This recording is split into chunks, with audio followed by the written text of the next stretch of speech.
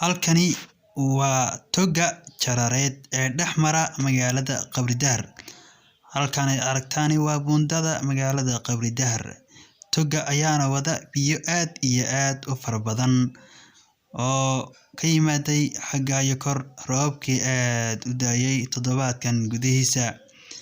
Togan ayaa mara dhul fara badan oo ay ka mid tahay Dhagaxbuur, Qabridahar iyo kor oo ilaa iyo xagga Jijiga oo faafan u ka yahay.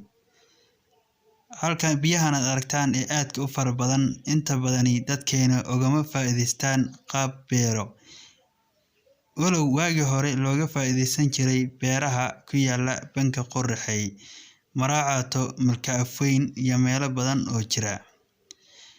Waxaan bulshada ku dhaqan gobolka Qorraxay ku dhiirigelinayaa in ay ka faa'iideystaan wax soo saarka beeraha ogana faa'iideystaan wax soo saarada kala duwan ee dalagga beeraha sida galleyda, yaryaraha, qamdida iyo qudaarta noocyadeeda kala duwan.